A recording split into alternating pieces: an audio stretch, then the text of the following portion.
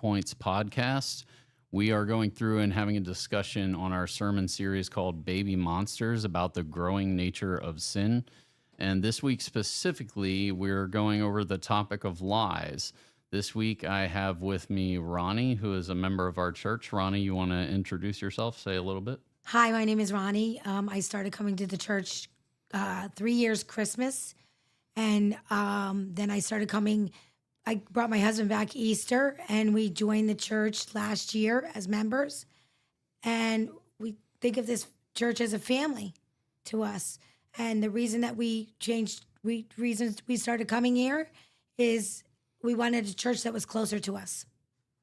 Yeah, I think it's great in a small church sometimes, especially for somebody like me who doesn't go out of my way to meet new people or to associate with people in a small church. Sometimes it forces you into that because, Yes. there's only like 10 or 12 people in the room and everybody kind of gets to know each other. Yeah. So I think that's a great thing. So this week we have 4 points in our sermon, and I'll go over those real quick. Point 1 was the enemy speaks in lies, where we talk about Satan being the father of lies.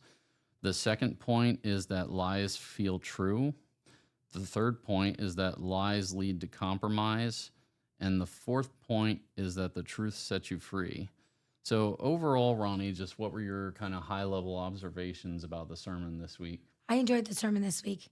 I really enjoyed when Pastor said everybody's a sinner and everybody, the most leading sin is lies.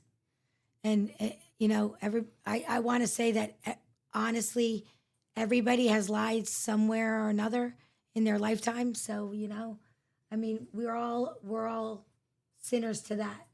Yeah, I think lies are like one of the most common sins that occur, where a lot of the time, like, you'll go through and you'll say something that you just think is going to make someone feel good, even if it's not necessarily the truth, right? And then you don't even like think about it in the moment. It's not until later where you go, Oh, oh, maybe I that. shouldn't have done it like that. I shouldn't have lied that way. I should have just said something else. And so it becomes one of these things that, like, a lot of times, like, we don't even think about it. It's just sort of automatic. And so I think it was great. Like Pastor Ben was talking about, you really need to like slow down, when Think before when you you're speak. talking, because it's just one of those things that like you don't even think about it. It just becomes Right. automatic.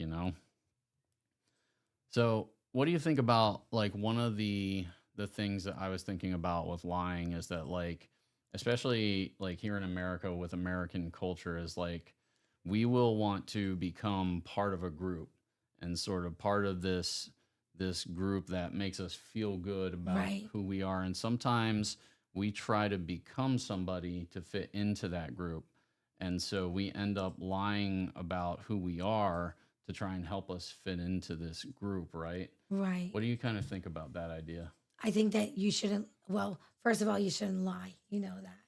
And second of all, you should be your own person and, tell the truth. But if you lie, then catch yourself in that lie and forgive. And first of all, ask for forgiveness. And second of all, don't do it again. Yeah. Yeah, I think that, like, we have to kind of become comfortable with our faith, right? Right. Where, like, we start to become comfortable enough with being who we are, but still being able to be in the world and spread the message, right? Because we're Right. called to evangelize to the non-believers. So we can't just say, okay, I'm not going to associate with these people at all, right? Right. I'm not going to talk to these people at all. Because if we do that, then we can't spread the word. Right. We can't evangelize, right?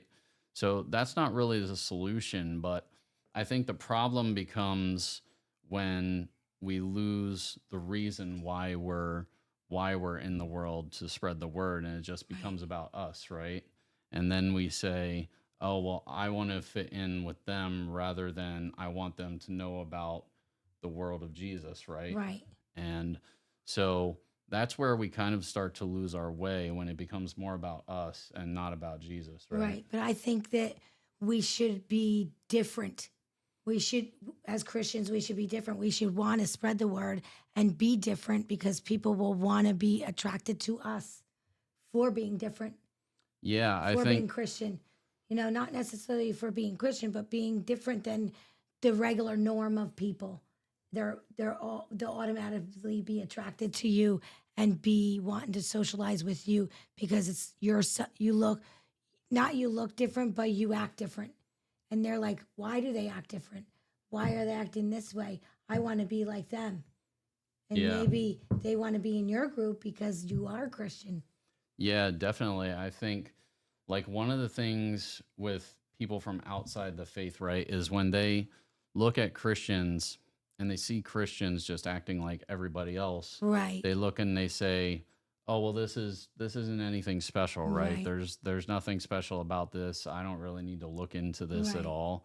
They're just like everybody else."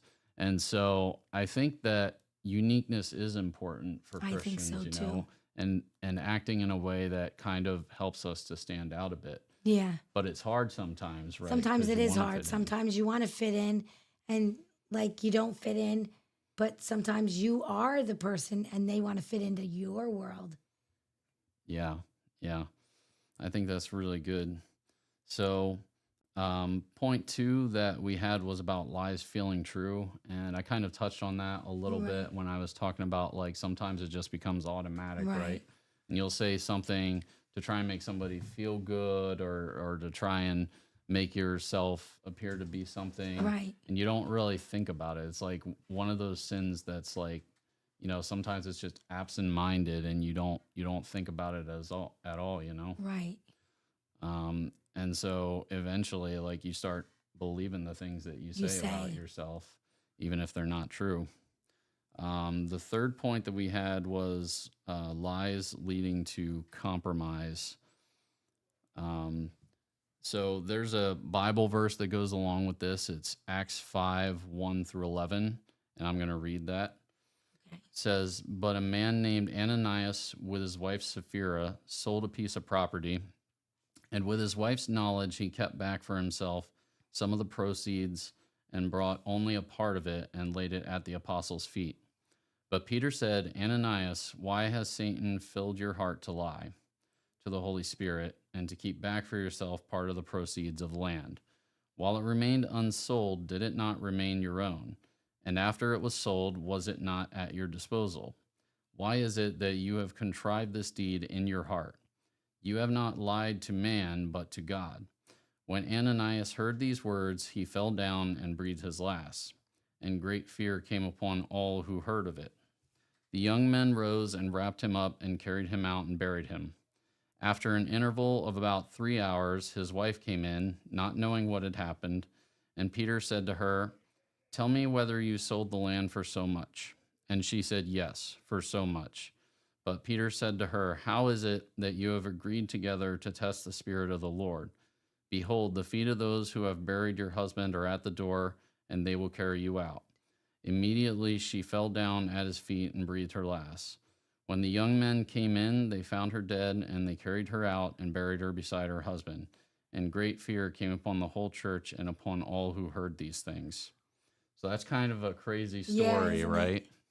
There's some crazy stories in the Bible, and this is kind of One of them. them. But what do Yeah. you think about that? I just think that like he lied and then she contributed to the lie that yeah, that was the truth because like maybe he told her, "Hey, you know, you need to be with me and do what, you know, repeat what I say." You know, and Yeah. she lied and then they both died.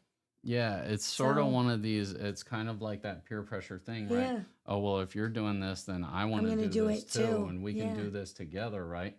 And if we do it together, And they maybe were we'll in a get away group. with it, right? They were in a small And group. they start to believe the truth Yep. that like, oh, if we make this story together, we can get away Away with with it, yeah, and you can't because But it look what didn't, happened. They right? both dropped dead. No, yeah, absolutely. Obviously, like God was Yeah, not okay with that. yeah, And so it's really an indication of like how lies feel true sometimes, and they lead to a compromise, right? And this kind of group think that like, hey, if you and me get together and we make this the in story, cahoots. then this is what the story will be. But Yeah, you know, the truth is the truth, and you can't yeah, just make up the truth, right, right? right. So the last point that we had from this week is the truth sets you free. So what are your thoughts about the truth setting you free? Well, I think that you should always tell the truth first of all, but we all have lied. We all have lied. We're all sinners. We're not perfect. We're imperfect. And there comes times where, like, I know that people do it. They will lie to you, but you can see through them and know that they lied. And you're hoping that they'll tell you that they lied, but maybe they don't. Maybe they're ashamed. Maybe they're afraid. Maybe they feel guilty and they made the mistake and they just keep it quiet. And you're hoping that they will tell you the truth. Or if you lied to them, repent and tell them the truth. And it will set you free because telling the truth, you wouldn't need to lie. Yeah, I think sometimes it's good to remember that like we need to tell the truth, but we also need to show grace to people who don't tell us the Yes. truth, who have hurt us with lies, Right? right? And I think sometimes people get uncomfortable addressing the lies that they tell Yes. and how they hurt people because they're worried about it, How the it other not person will being safe, feel. how the other person is going to react, And so I think it's important for us to act with graciousness to people that have wronged us so that it makes it easier for them to address the Right. wrong, it creates a better environment. Um, but I think that for me, like the truth setting me free, I feel like a lot of the time when I lie, it's like this feeling of guilt, right? In the pit of your And then stomach. afterwards, you're thinking about, oh, how could I have done this better? How do I address this issue now going forward? What should I say to this person? What should I do for this person? And so it kind of just like takes over your mind Yeah. and you keep thinking about it and trying to think about what you should do, how you should do things better. And so if you tell the truth to begin with, all that goes away, right? Yes. And all of a sudden, like you're not worried about any of that. Your And you're mind free is of it. Yeah. free, your spirit is free.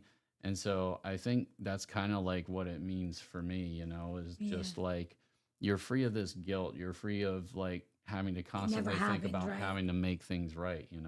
Right. So that's the last point